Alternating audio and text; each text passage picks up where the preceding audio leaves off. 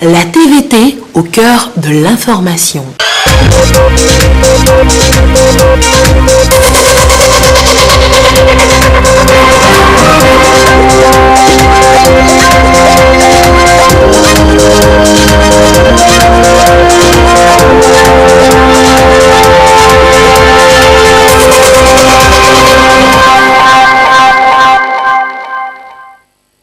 Heureuse de vous savoir nombreux au rendez-vous du journal sur la télévision togolaise. Madame, monsieur, bonsoir. Et voici les titres de cette édition. Quelle stratégie de sortie de crise pour le Mali?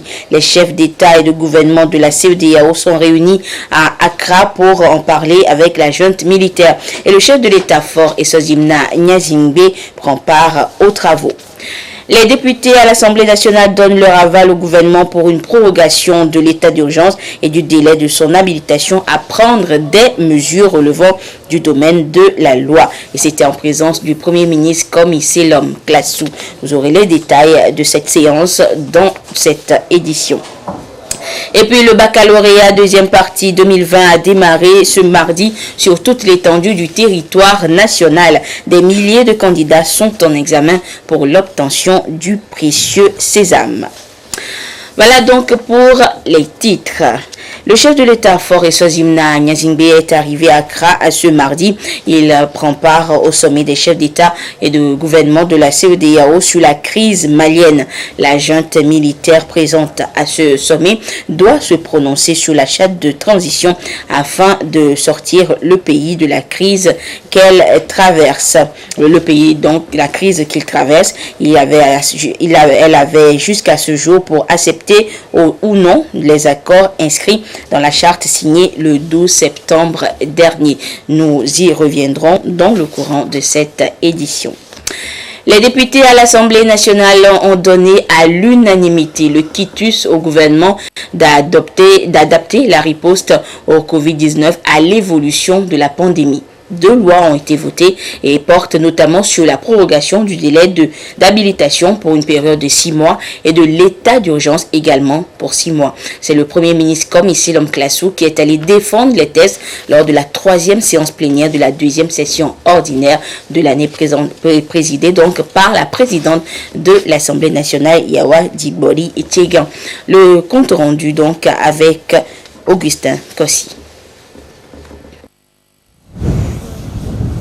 Le Premier ministre Komi Selom Klassou à l'hémicycle pour défendre 2 outils juridiques, 2 projets de loi ayant un dénominateur commun, la lutte contre la pandémie au coronavirus au Togo. Si le premier est relatif à la prorogation du délai d'habilitation de 6 mois supplémentaires, le second porte sur la prorogation de l'état d'urgence sanitaire pour également une période de 6 mois.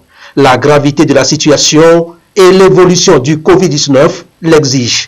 Et le Premier ministre mesure la nécessité de cette ordonnance. C'est le 30 mars dernier que l'État togolais a sollicité l'habilitation pour faire face efficacement à la pandémie.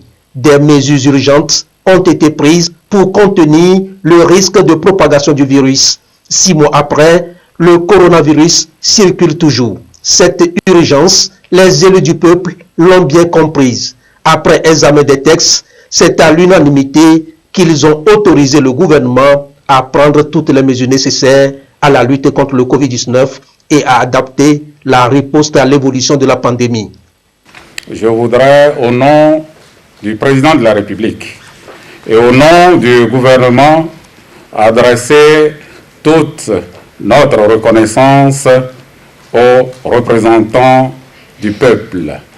Je voudrais vous assurer que, comme par le passé, et sous la houlette du chef de l'État, nous utiliserons ces 2 outils juridiques dans le seul but d'apporter une réponse urgente, coordonnée et d'envergure à la pandémie du Covid-19. Je saisis encore l'occasion pour demander à nos laborieuses populations de ne pas baisser les bras, de respecter les mesures édictées par le gouvernement pour que, ensemble, nous puissions juguler cette crise. Pour la présidente de l'Assemblée nationale, Tchega Yawadi Bodi, en disant oui à ces deux tests, le Parlement remet dans les mains du gouvernement les outils susceptibles de limiter les impacts socio-économiques que provoque la crise sanitaire. En soutenant et accompagnant le gouvernement dans la mise en place de ce régime dérogatoire, l'objectif est double pour les élus du peuple que nous sommes. D'une part, il s'agit de protéger au mieux nos concitoyens, à commencer par le personnel médical dont je salue ici la bravoure. C'est pourquoi l'Assemblée nationale entend, dans le cadre du débat d'orientation budgétaire, encourager le gouvernement à faire du secteur de la santé une priorité absolue en matière d'équipement, de protection de moyens de transport et d'hospitalisation, quoique nous sachions que beaucoup a été fait dans ce domaine ces derniers mois que nous venons de traverser. À l'entame de cette année, nul ne pouvait imaginer un Togo dans lequel peuvent momentanément être fermés les écoles, les bars, les restaurants, les lieux de prière, les plages, les frontières et j'en passe. Même nos traditions, nos us et coutumes ont été bouleversés. Jamais auparavant, notre pays n'a connu une telle situation. En quelques jours, nos priorités et nos rêves, bref, nos modes de vie ont été fortement perturbés. À l'heure du bilan provisoire, la représentation nationale se satisfait des résultats enregistrés dans la lutte contre l'épidémie. Elle encourage donc et soutient le gouvernement à poursuivre les efforts afin que le Togo puisse continuer à maîtriser la situation sanitaire et à engranger encore de nouvelles victoires. Toutefois, ce 15 septembre 2020 prend fin le délai d'habilitation des 6 mois accordés au gouvernement. Il était donc impératif de faire le point de la mise en œuvre et envisager une prorogation si besoin en est. C'est donc au vu des dernières données qui renseignent sur l'hypothèse d'une hausse de contamination que l'Assemblée nationale se voit dans son rôle d'adopter ces 2 projets de loi, à savoir le projet de loi portant prorogation du délai d'habilitation du gouvernement à prendre par ordonnance des mesures relevant du domaine de la loi et le projet de loi autorisant la prorogation de l'état d'urgence sanitaire au Togo.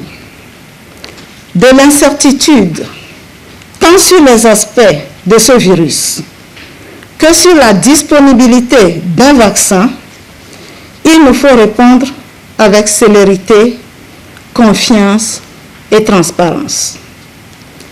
À cet effet, la représentation nationale réaffirme par ma voix toute son admiration au président de la République, son Excellence M. Faure Essozimna Gnassingbé, pour son implication personnelle dans la mobilisation des moyens et des ressources nécessaires à la lutte contre l'épidémie. Je voudrais également renouveler mes chaleureuses félicitations à vous-même, Excellence Monsieur le Premier ministre, pour l'efficacité de la coordination de l'action gouvernementale. Je voudrais insister sur l'engagement sans réserve de l'Assemblée nationale avec la plus grande énergie qu'exige la menace pour contribuer à l'éradication de l'épidémie sur l'ensemble du territoire national. Dans ce sens, durant cette nouvelle période d'habilitation, l'institution parlementaire peut requérir toute information en vue du contrôle et de l'évaluation des mesures, sans oublier les conséquences sanitaires de l'épidémie. J'invite nos valeureuses populations à toujours respecter les mesures édictées pour que ensemble nous puissions nous protéger et protéger les autres contre ce virus. Un appel à se protéger et à protéger les autres, car l'allègement des mesures éditées par le gouvernement n'est guère synonyme de la fin de la crise sanitaire. Et nous reviendrons dans un instant sur les grandes lignes de l'intervention du chef du gouvernement devant l'Assemblée nationale ce mardi. Et démarrage donc ce jour du baccalauréat deuxième partie. Plus de 73 000 élèves composent sur toute l'étendue du territoire national. Le ministre de l'Enseignement supérieur et son collègue des enseignements primaires et secondaires étaient dans certains centres d'écrit de Lomé. Il s'agissait pour eux de constater le déroulement des épreuves et surtout sensibiliser les élèves, les candidats, sur le respect des mesures barrières. Le compte rendu de la tournée avec Antoinette Romao. Va voir. Il est 8 heures dépassées. Les candidats au baccalauréat deuxième partie planchent sur la première épreuve de la session 2020. Chacun essaie de donner le meilleur de lui-même pour décrocher le précieux sésame. Une innovation cette année. Des vignettes composées des codes QR pour faciliter les anonymats et les corrections. Cette année, l'innovation c'est quoi? C'est que, au lieu d'anonymer les copies, chaque candidat possède 30 vignettes qui sont sur une plaquette avec son numéro de table. Lorsqu'on lui donne son cahier, il doit mettre 3 vignettes qui portent l'information du candidat. D'abord, 2 vignettes à la première page et une vignette à la 3e page. Donc une fois que c'est fait, lorsque l'épreuve est terminée, donc on déchire directement l'en-tête. Donc ça veut dire que il n'y a plus question d'envoyer les copies dans le centre d'anonymat. Donc les copies quittent directement le centre d'écrit et vont aller directement au secrétariat de la correction où maintenant on va anonymer maintenant les centres d'écrit. Les ministres en charge de l'enseignement supérieur et des enseignements primaires et secondaires ont fait le déplacement de certains centres d'écrit. Le démarrage de l'examen est effectif sur l'ensemble du territoire. Du lycée d'enseignement technique et professionnel d'Atiégou au lycée de Baguida en passant par le lycée de Bekota, les ministres de tutelle ont pu prodiguer d'utiles conseils aux candidats. Les centres ont été bien préparés pour accueillir ces élèves, ces candidats et ces surveillants. Donc nous pensons que tout se déroule depuis hier jusqu'à aujourd'hui. Nous avons repris les cours, les enseignements dans des conditions très difficiles. On ne pensait même pas qu'on pouvait terminer comme on l'avait prévu. Mais Dieu merci, nous sommes en train de terminer dans les conditions qu'il faut. Et nous ne pouvons que nous en réjouir. Tout ce que nous souhaitons, c'est que tout ce qu'on a constaté se poursuive doucement et qu'on termine à la fin de la semaine comme on a commencé. Port de masque, lavage des mains, des mesures barrières contre le Covid-19 exigées dans chaque centre d'écrit. Nous avons fait le tour des établissements et la première des choses, effectivement, c'est de constater si les mesures barrières sont respectées. Nous avons vu qu'il y a les dispositifs de lave-mains, les élèves, la distanciation est respectée, les masques sont portés. L'élève qui arrive sans masque ne peut pas rentrer en classe. Et ça, les surveillants ont reçu des consignes strictes et ça a été respecté.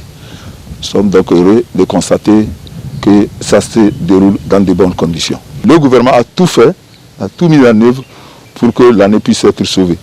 Donc c'est à l'actif du gouvernement, des parents d'élèves, surtout des enseignants, des inspecteurs, qui ont vraiment pu encadrer nos apprenants. Sur les 73 422 inscrits pour cet examen, toutes séries confondues, on dénombre 28 400 filles. Et les élèves de terminale de Zior et du Bamono sont eux aussi en examen depuis ce matin. Le compte rendu avec Chris Agbedino, Robert Potobe, Yasmine Kodia et Sandra Aziagbe. Sereins et appliqués, les candidats ont le devoir de prouver les connaissances acquises au cours de l'année scolaire 2019-2020. Le préfet des Iors n'a pas manqué de saluer les efforts du chef de l'État fort et Eswazamna Nyasingbe, grâce à qui tout a été mis en œuvre malgré la crise sanitaire en cours pour que les examens aient lieu. Dans tous ces centres que nous avons parcourus, nous avions constaté l'effectivité de la présence du corps de surveillants, d'enseignants, l'effectivité des candidats qui ont déjà même reçu les appels et qui se sont installés, et l'effectivité des corps de forces de l'ordre, de sécurité pour la sécurité du déroulement de cet événement. Et au-delà de tout ça là, nous avons constaté que tout se fait dans le respect strict des mesures barrières. Tous les candidats portent leur cache-nez. Les dispositifs de lavage de mains sont installés ici et là, ce qui fait que la conclusion est claire.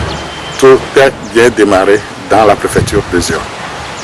Nous sommes satisfaits donc de ce bon démarrage et nous implorons Dieu que cela puisse se poursuivre dans les jours à venir jusqu'à ce que, à la fin de l'examen, tout se passe bien. Le préfet de Iors, Eche Kodjo Kadevi et sa suite sont allés leur prodiguer d'ultimes conseils pour bien s'y prendre dans le traitement des épreuves. Il s'est aussi agi pour la délégation de se rassurer de l'effectivité de l'examen en toute sécurité.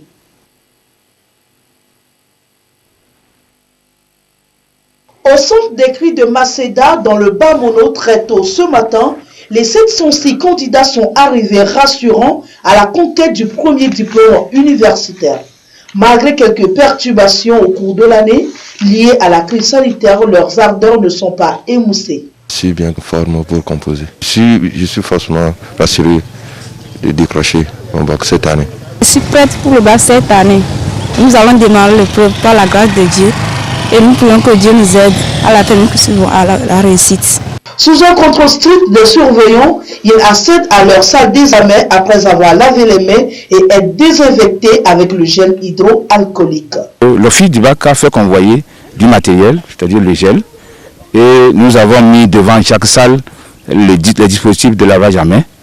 Et lorsqu'on a circulé, on a constaté que tous les candidats portent les masques. Et le gel aussi, les surveillants s'en occupent pour qu'à chaque opération, les enfants puissent utiliser le gel.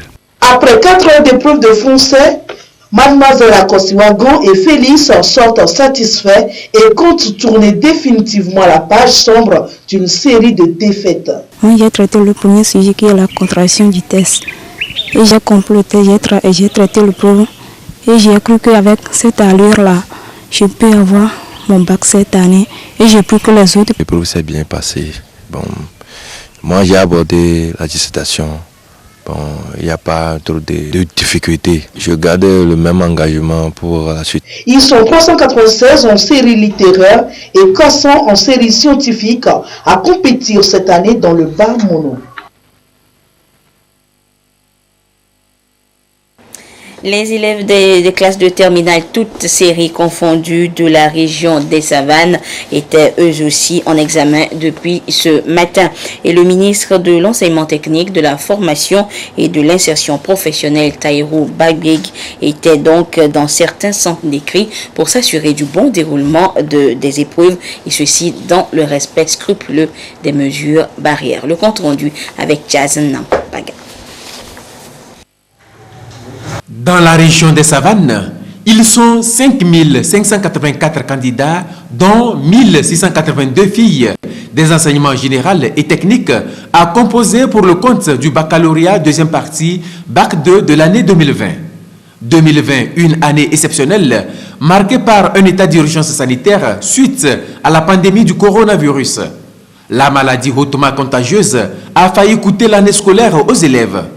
Heureusement, l'année blanche est évitée de justesse grâce aux mesures strictes d'hygiène et de distanciation physique, dites mesures barrières édictées par le gouvernement, mais aussi grâce à la volonté manifeste du président de la République, Faure Eswazamna Nyasingbe, soucieux du bien-être, de l'éducation et de l'avenir de la jeunesse togolaise. C'est pour s'assurer que ces mesures sont scrupuleusement respectées et que les épreuves se déroulent dans de bonnes conditions que le ministre de l'Enseignement technique, de la formation et de l'insertion professionnelle effectue cette tournée dans certains centres d'écrit dans la région des Savanes. Il était notamment au lycée Nassablé et au centre régional de l'enseignement technique et de la formation professionnelle CRETFP de Dapaon dans la préfecture de Tonne, au lycée de Tandjouar dans la préfecture de Tandjouaré, puis au lycée de Barkwassi et celui de Mango dans la préfecture de Loti. J'ai été missionné par le chef de l'État pour pouvoir visiter les établissements, s'assurer que le bac débute dans de très bonnes conditions. Dieu merci, les choses ont très bien démarré, les mesures barrières sont respectées et tout le monde est enclin à un succès à 100%, afin que tous les efforts que le gouvernement a mis pour que ces examens nationaux puissent tenir, parce que ce n'est pas partout les pays ont pu l'organiser, mais nous voulons donc féliciter le chef de l'État, toute l'équipe de coordination de la Covid-19 à Lomé. Donc ils nous ont donné beaucoup de facilitations afin que ces examens puissent se tenir. Je remercie le chef de l'État parce qu'il a pu, malgré la maladie, faire des efforts puisque l'année ne soit pas une année blanche. Et nous on a fait l'examen et je remercie énormément le chef de l'État togolais. Je remercie le chef de l'État qui a fait des efforts pour que l'année ne soit pas blanche. Je remercie de se soucier de la jeunesse togolaise. Partout où il est passé, le ministre Babieg avait un message à l'endroit des candidats. Non, je leur ai dit que j'attends un résultat à 100%, surtout pour les scientifiques. Parce qu'aujourd'hui, nous avons des difficultés dans les matières formation scientifique, étant donné que quand vous prenez généralement le secondaire, 80% des apprenants font les lettres. Ils sont dans les filières littéraires. Aujourd'hui, le développement de notre pays a besoin de scientifiques. Quand nous prenons le volet PND, qui aura besoin de plus de 500 000 techniciens, donc il est de bon temps que tout notre système éducatif et nos apprenants s'intéressent beaucoup aux sciences et également à la formation professionnelle afin de répondre et de mettre à disposition cette main-d'œuvre-là pour le développement de notre pays. Nous souhaitons que les résultats du baccalauréat soient meilleurs que celles de l'année dernière afin que la motivation qui a permis aussi bien les parents d'élèves, les encadreurs, parce qu'on a eu à modifier un peu le système éducatif en introduisant l'enseignement par la télévision, l'enseignement par voie électronique. C'est des efforts qui ont été faits et nous sommes convaincus que c'est une première expérience qui va nous permettre au niveau des responsables éducatifs d'améliorer notre système d'enseignement. La région des Savanes compte 7 centres d'écrit. Démarrés depuis le lundi 14 par les matières facultatives, les épreuves du bac 2 sont prévues jusqu'au vendredi 18 septembre 2020. L'obtention de ce diplôme ouvre la voie aux études universitaires. Le baccalauréat donc qui se déroule dans un contexte de crise sanitaire au Covid-19 et aucune femme enceinte ne doit perdre la vie en cette période de Covid-19. Justement, l'UNFPA et ses partenaires se mettent aux côtés du gouvernement togolais pour l'atteinte de cet objectif. Takeda, c'est le projet lancé cet après-midi à Thiévié pour prévenir l'impact de la maladie sur les services de santé maternelle. L'objectif, renforcer et garantir l'accès à des soins de santé maternelle et néonatale de qualité durant la pandémie. Nous reviendrons donc en détail sur le lancement de ce projet dénommé Takeda dans nos prochaines éditions. Et certaines entreprises n'ont pas mis du temps pour prendre en compte les dispositions contre le Covid-19, mais d'autres se sont conformées aux mesures avec le temps. Et bien, la Coordination nationale de gestion de la riposte contre le Covid-19 a entrepris une tournée d'inspection à travers plusieurs entreprises. Gisèle Kozona et Kwesala pour le compte-rendu de la dernière étape de la tournée. À l'entrée du CCT bâtiment, l'équipe de supervision se soumet d'abord aux nouvelles exigences en vigueur depuis l'avènement du Covid-19. Une fois dans le magasin, elle prend connaissance des dispositifs mis en place pour protéger aussi bien les clients que le personnel contre la pandémie du Covid-19. Nous avons placé dans chaque entrée du magasin des thermomètres pour la température corporelle des clients et le port du masque est obligatoire à l'entrée. Plus un lavage avec de l'eau et du savon qu'on a renforcé avec du gel. Une fois que le client est dans le magasin, ils sont en contact avec nos vendeurs.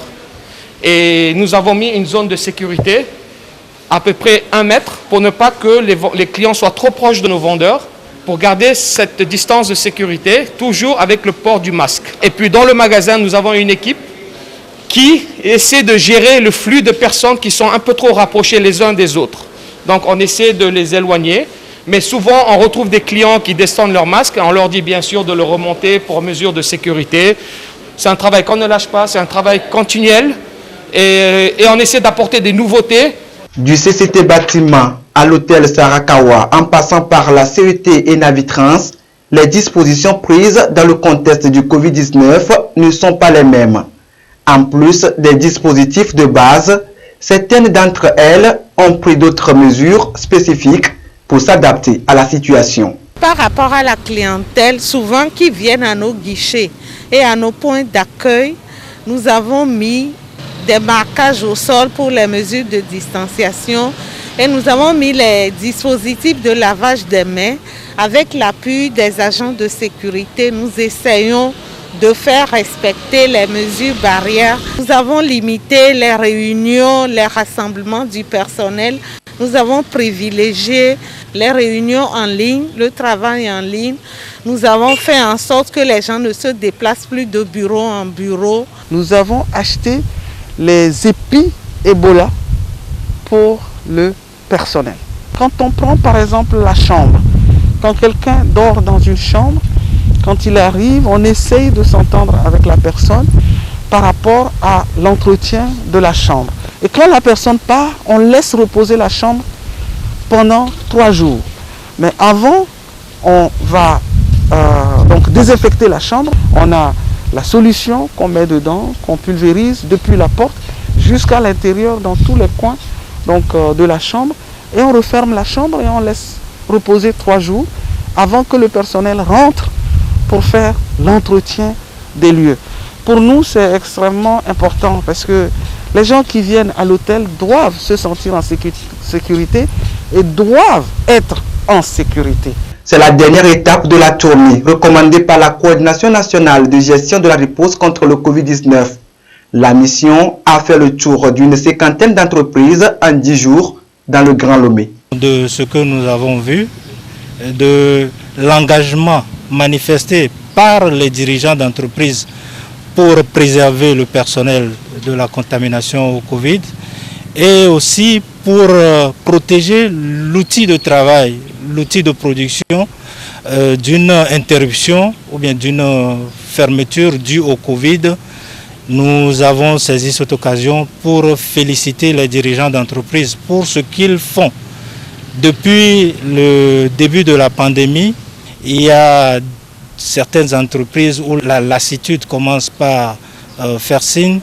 Nous avons encouragé les employeurs à entretenir la veille sanitaire afin que le virus n'intègre pas les entreprises. Les données recueillies dans les entreprises sillonnées feront l'objet d'un rapport destiné à la coordination. Il servira à juger l'efficacité des dispositifs contre le Covid-19 dans les entreprises. La situation de la pandémie au nouveau coronavirus Covid-19 au Togo à présent, à ce jour du mardi 15 septembre 2020, la situation se présente comme suit. Le nombre de cas confirmés est de 1595, 17 nouveaux cas depuis hier. Le nombre de personnes guéries est de 1219, 15 nouveaux guéris depuis hier. Le nombre de cas actifs est de 336 et le nombre de décès est de 40. Un communiqué signé par le ministre de la Santé et de l'Hygiène publique, professeur Moustapha Mijiawa. Le monde célèbre demain 16 septembre la journée internationale de la protection de la couche d'ozone. Dans un message de circonstance, le ministre de l'Environnement, du Développement durable et de la protection de la nature a rappelé les initiatives de la communauté internationale et surtout l'engagement du Togo pour soutenir cette cause. Les détails de ce message avec Isaka Aruna et Medina Bacha Salami. Parmi les phénomènes qui menacent la Terre, les émissions de gaz à effet de serre, des composantes gazeuses qui détruisent la couche d'ozone. Pour protéger cette membrane qui met les êtres humains à l'abri des rayons ultraviolets du soleil nocifs à la santé et à l'environnement, il est institué une journée mondiale de la protection de la couche d'ozone. C'est une journée dédiée aux actions concertées et à la sensibilisation des populations sur le phénomène. Au Togo, plusieurs actions sont menées dans ce sens. Le Togo, dans ses efforts pour répondre à ses obligations vis-à-vis du protocole de Montréal, a mis en place depuis 2002 un plan de gestion des fluides frigorigènes renforcé en 2010 par le plan de gestion et de l'élimination des hydrochlorofluorocarbones, substances nocives pour la couche d'ozone. Le Togo s'est aussi engagé à réduire l'utilisation du réfrigérant R22. Le pays, de ce fait, est parvenu à réduire de 30% les importations de R22 entre 2013 et 2019. Dans cette veine, et en vue d'œuvrer au renforcement des capacités des techniciens de froid et d'assurer l'appropriation des bonnes pratiques, des actions sont entreprises. Malgré ces avancées, le Togo ne compte pas s'arrêter là. Il entrevoit des actions qui impliquent toutes les couches socio-économiques en rapport avec le plan national de développement. Il est donc de la responsabilité de chacun de contribuer à l'effort du pays pour la protection de notre environnement et la réduction de la vulnérabilité des populations face aux aléas climatiques. J'exhorte donc tous les acteurs, en particulier les frigoristes et les importateurs de réfrigérants, à se conformer aux directives du protocole de Montréal relatives aux bonnes pratiques dans le secteur du froid. C'est depuis 1987 que la nécessité de protéger la couche d'ozone s'est fait sentir. Elle s'est concrétisée par l'institution de la date du 11 septembre, Journée internationale de la protection de l'environnement. 35 ans après, il est réconfortant de savoir que cette couche se reconstitue progressivement, ce qui encourage les différents acteurs dans leurs efforts. Et ainsi se referme cette édition. Merci de votre fidélité à la télévision togolaise. Je vous propose à présent de suivre les grandes lignes de l'intervention du chef du gouvernement Komi Selom Klassou devant l'Assemblée nationale ce jour. Excellente suite de nos programmes. Au revoir. Avant toute chose, j'ai eu une pensée très émue à l'endroit de toutes celles et de tous ceux qui ont perdu leur vie à cause de la terrible maladie.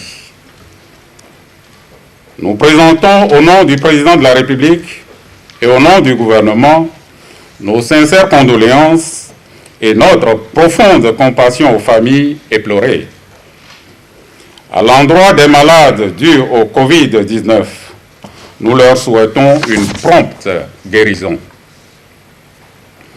Je voudrais en outre saluer l'action et l'engagement de toutes les personnes, civiles et militaires, qui se sont mobilisées, notamment le personnel médical, en vue de sauver des vies tout en protégeant les plus vulnérables de nos populations.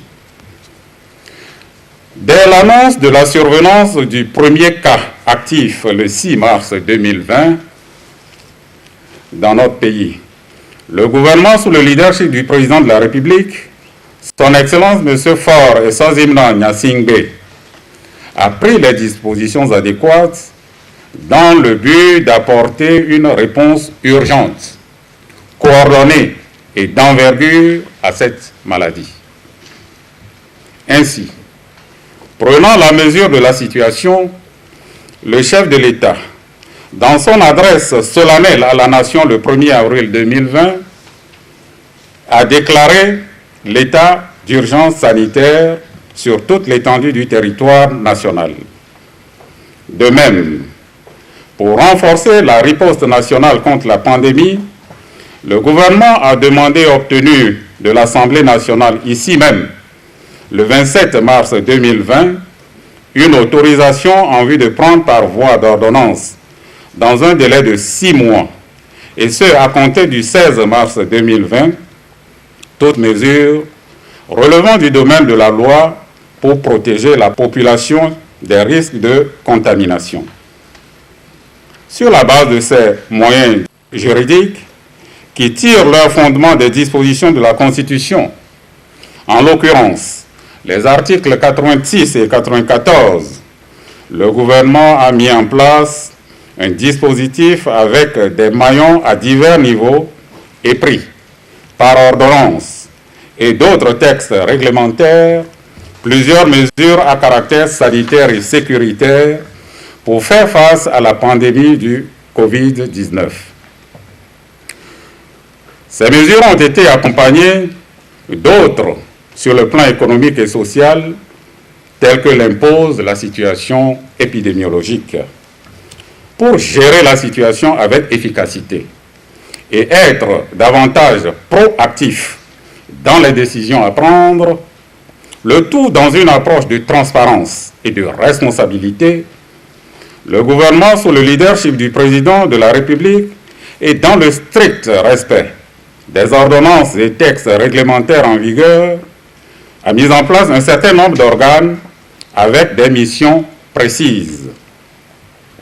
Outre le comité de crise, créé par anticipation pour une bonne préparation avant le déclenchement de l'épidémie, comité dirigé par le chef de l'État lui-même, il a pour mission d'examiner au quotidien l'évolution de la situation épidémiologique et de décider des actions nécessaires et urgentes à prendre en vue de lutter contre la pandémie.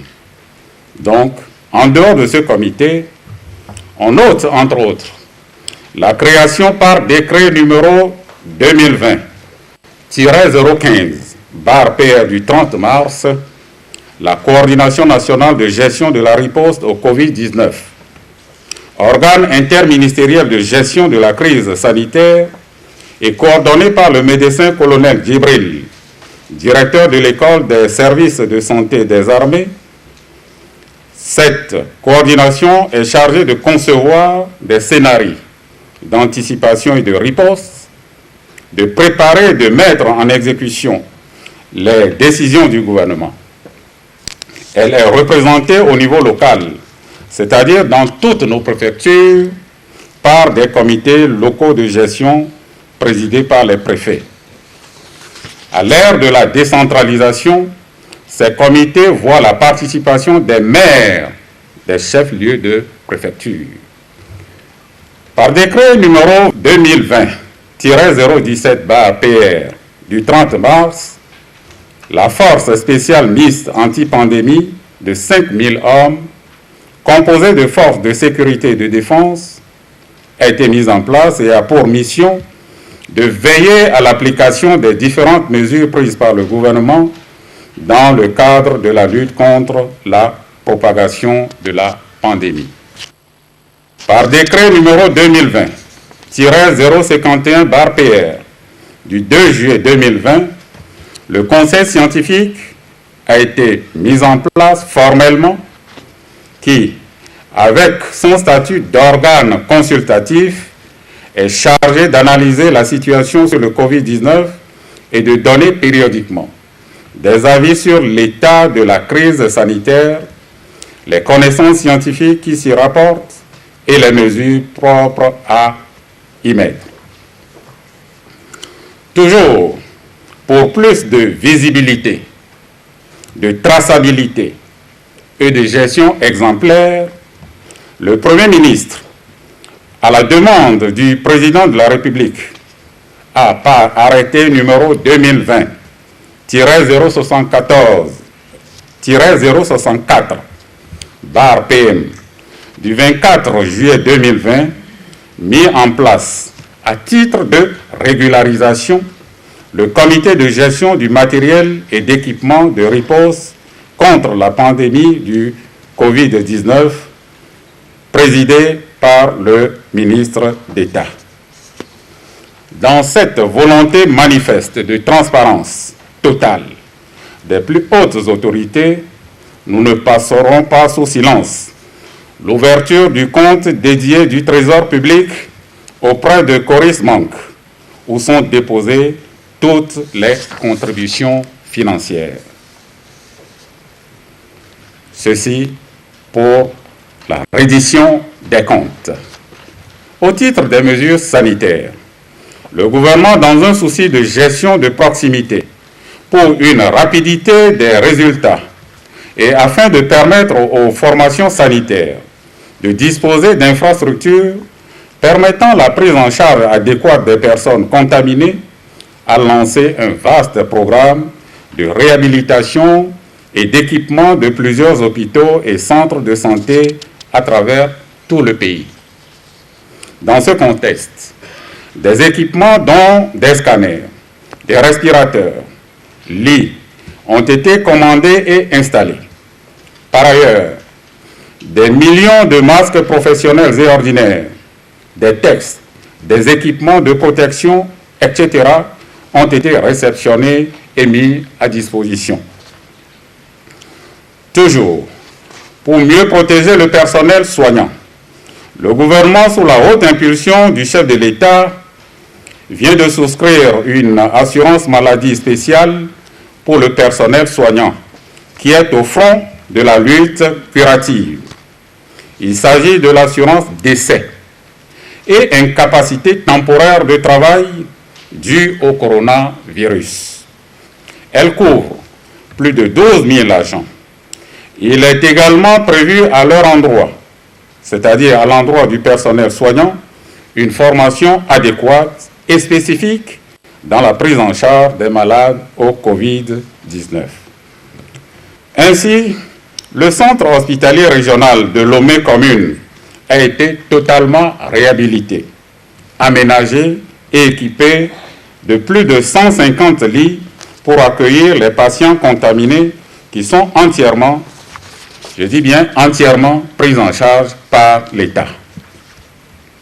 Il en est de même pour les CHR d'Atapamé, de Sokoré, de Kara et de Dapon, où des unités de prise en charge appropriées ont été aménagées et équipées et le personnel renforcé.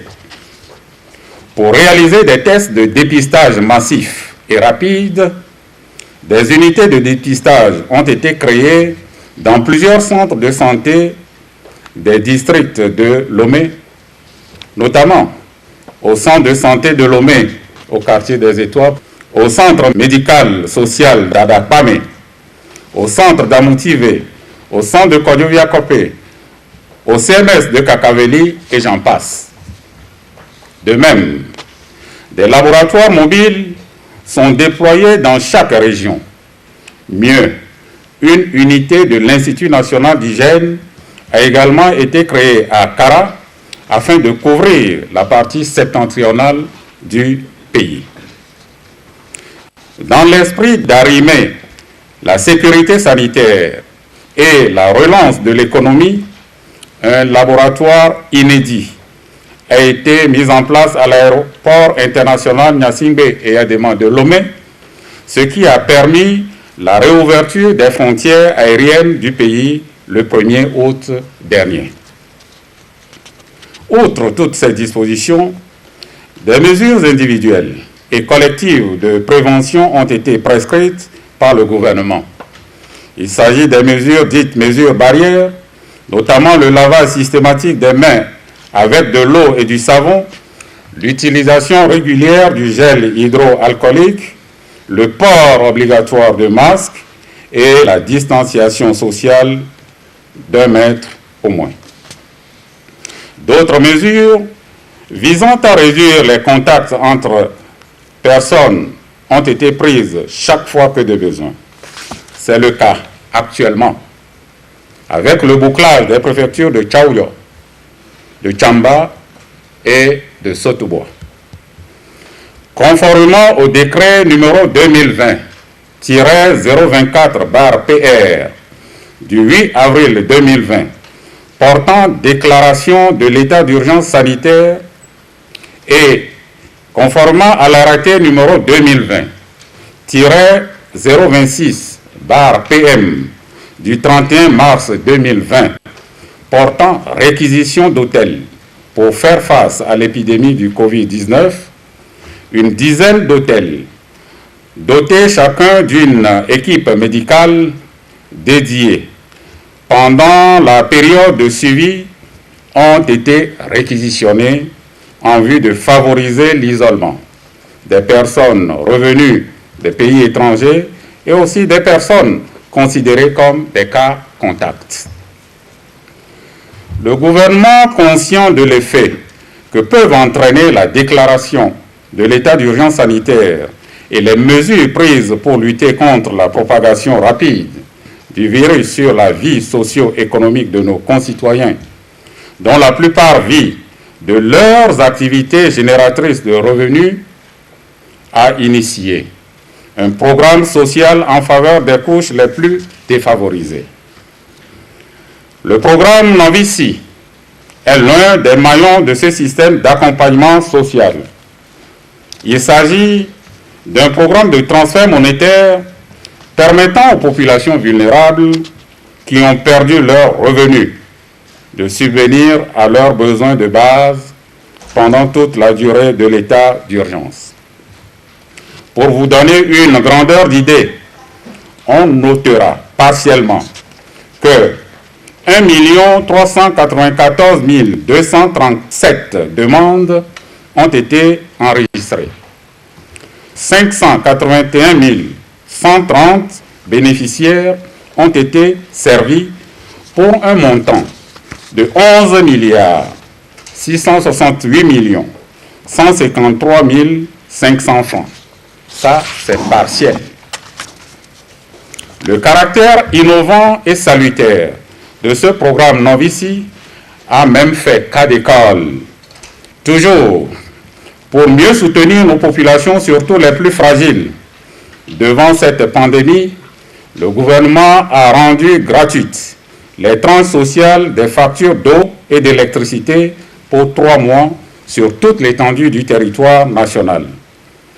Ces mesures de gratuité sont en outre accompagnées d'une baisse du tarif de branchement de l'eau qui est passé de 75 000 francs à 25 000. Le gouvernement, dans son programme d'accompagnement des acteurs socio-économiques, n'a pas oublié le secteur privé, moteur de la croissance économique. Au titre des mesures prises, le gouvernement a décidé d'accorder des dispositions particulières aux entreprises pour la période de l'état d'urgence et d'un délai d'1 mois à compter de la date de la cessation de l'état d'urgence sanitaire. Il s'agit notamment de l'allègement des actions en recouvrement avec l'octroi de plans de règlement échelonnés à la demande et à l'appréciation au cas par cas. Pour soutenir toutes ces mesures, un Fonds national de solidarité et de relance économique de 400 milliards de francs CFA a été décidé et mis en place par le président de la République. Ce fonds, géré par un comité que nous avons mis en place, est destiné au financement de toutes les actions envisagées dans le cadre de la mise en œuvre des mesures de riposte contre le Covid-19. Il est alimenté par les fonds alloués par l'État, les financements des partenaires techniques et financiers, le secteur privé et des dons et legs de toute nature.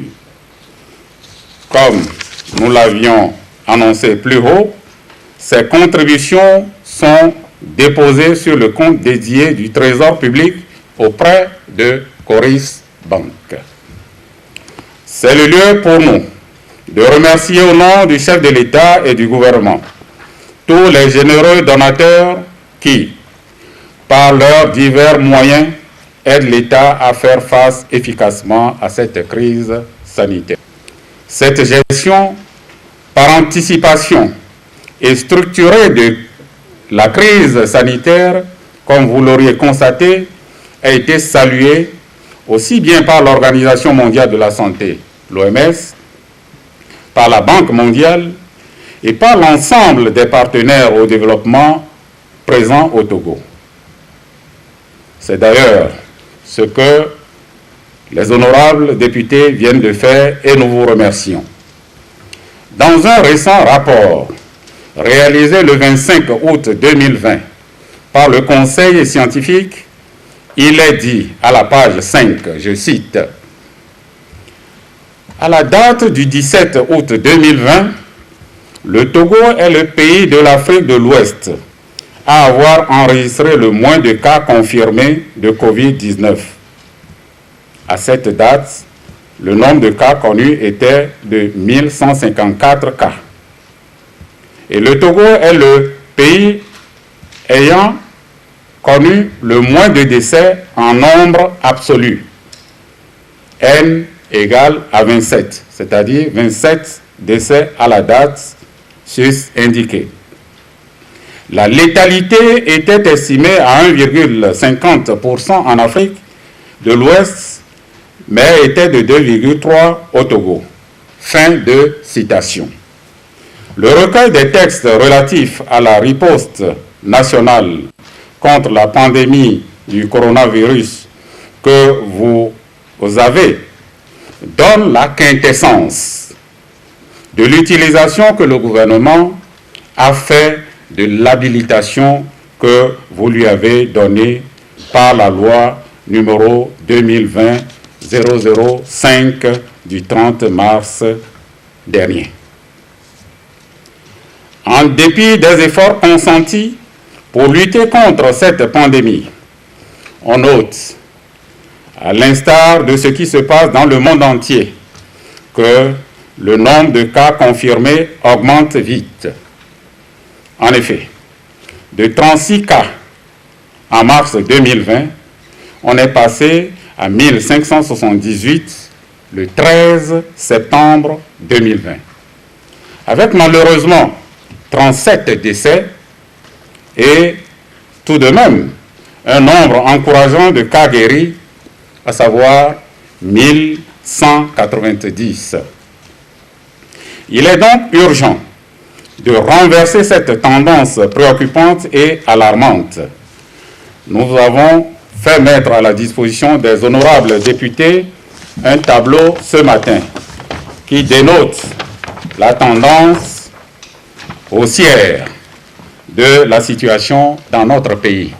Et lorsque vous prenez le cas du mois d'août, je crois que l'habilitation demandée se passe de tout commentaire.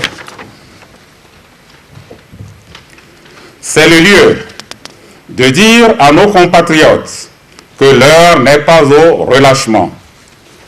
Au contraire, nous devons redoubler de vigilance à tous les niveaux et respecter plus que jamais les mesures barrières et éviter tout grand rassemblement.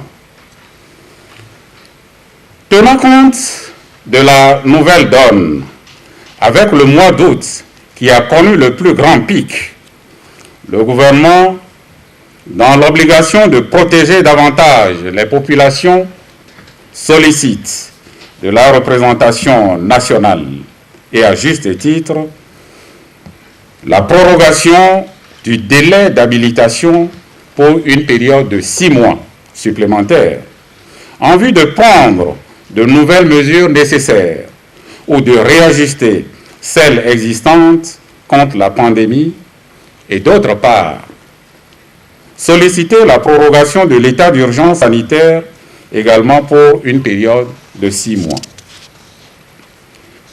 Par cette prorogation, le gouvernement et avec tous les acteurs, y compris les honorables députés, nous disposons alors de 180 jours pour protéger davantage nos compatriotes, protéger leurs emplois, leur pouvoir d'achat, pour sauvegarder le parcours scolaire de nos enfants apprenants.